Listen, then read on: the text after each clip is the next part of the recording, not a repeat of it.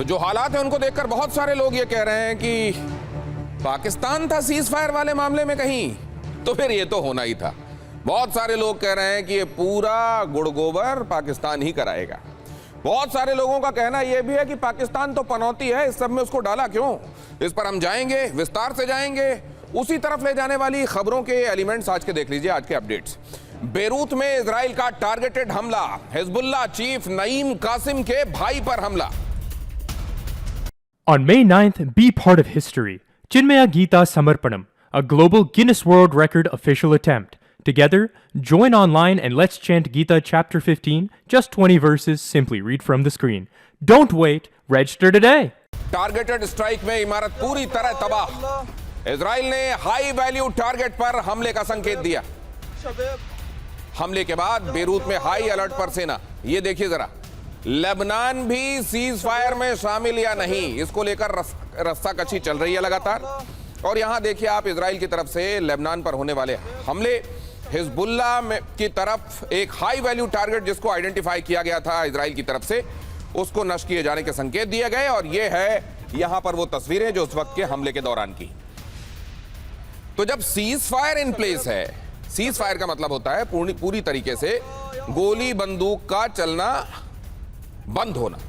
और यहां अगर ये सब चल ही रहा है, और इसलिए चल रहा है क्योंकि इन लोगों को ये माना जाता है कि ईरान के प्रॉक्सी हैं, इसलिए इजराइल इनको मार रहा है, तो फिर ये सीज फायर कहा जाएगा क्या?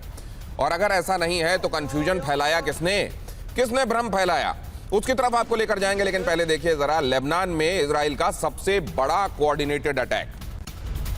10 मिनट में हिजबुल्लाह के 100 ठिकानों पर बमबारी के साथ कई जगहों पर आर्टिलरी के जरिए भारी शेलिंग भी की गई। टारगेट पर कमांड सेंटर और सैन्य ठिकाने। यहां पर देखिए आप जरा, तमाम वो जगहें जिनको चिन्हित किया गया है, जिनको पहचाना गया है कि यहां से हिजबुल्लाह ऑपरेट करता है, ये वो जगहें हैं जो उनके कमांड सेंटर के तौर पर काम कर रही हैं। ये वो जगहें हैं जहां पर उनके नेता छिपे हुए हैं। ये वो जगहें हैं जहां पर असलहे छिपा कर रखे जाते हैं।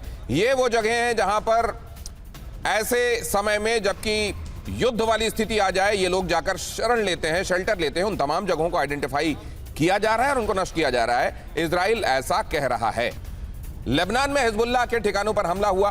अंडरग्राउंड हथियार डिपो पर जोरदार बमबारी हुई। हथियार डिपो और रॉकेट लॉन्चर के जो जगहें थी जहां से रॉकेट लॉन्च किए जा रहे थे, वो पोस्ट जो थी वो तबाह कर दी गई।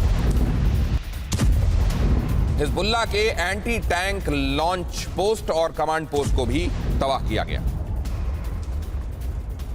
एंटी टैंक मिसाइलें जहां से दागी जा रही थीं और जहां से रॉकेट्स दागे जा रहे थे, उन पोस्ट को नष्ट किया गया। यहां पर आप देख रहे हैं, पहाड़ियों में स्ट्रैटेजिक जगहों पर इनको बनाया गया था ताकि बहुत आसानी से इनको निशाने पर ना लिया जा सके, लेकिन इनको चिन्हित किया गया और उसके बाद इनको जब उड़ाया गया, उस वक्त की तस्वीरें आप यहां पर देख रहे हैं।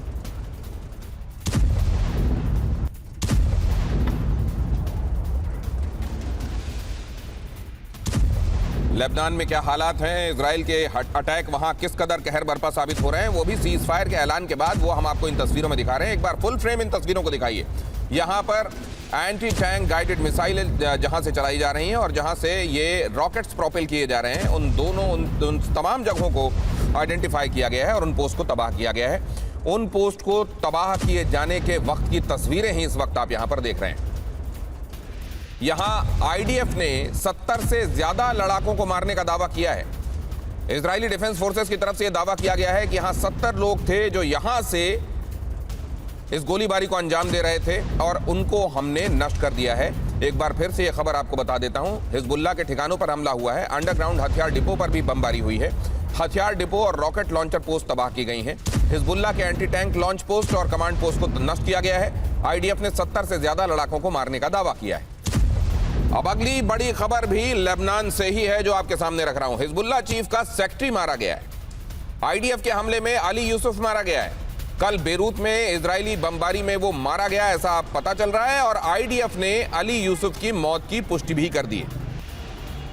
तो अब कुल मिलाकर इजराइल का पूरा कंसंट्रेशन लेबनान की तरफ है और उधर इस बात को लेकर ईरान बहुत खफा है। उसका कहना यह है कि हम इस बात से सख्त अफसोस ज़दा हैं जिस तरीके से लेबनान में लोगों को मारा जा रहा है। और ये तो फिर सीज फायर नहीं है, ईरान का ऐसा कहना है। और अगर ईरान ये मानता है कि सीज फायर के नियमों के तहत काम नहीं हो रहा है, तो फिर ये सीज फायर कितना टिकाऊ माना जाए, इसको भी जाहिर है इस पर ज्यादा विश्लेषण की आवश्यकता नहीं, बहुत आसानी से समझ में आने वाली चीज है। अब जरा ये भी देखिए, सीज फायर के बाद लेबनान पर इजराइल का सबसे बड़ा हमला हुआ है। एक ही दिन में, जैसा मैंने आपको बताया, 250 से ज्यादा 254 लोगों की जान गई है। हमलों में 1500 से ज्यादा लोग घायल हुए हैं। 1500 लोगों के घायल होने का और 250 से ज्यादा लोगों के मारे जाने का ये इतना बड़ा फिगर अभी तक की पूरी लड़ाई में एक दिन में आया सबसे बड़ा फिगर है लेबनान से। बेरूत से लेकर तायरे शहर तक इजरायली हमले हुए हैं। लेबनानी पीएम ने कहा इजराइल किलर मशीन।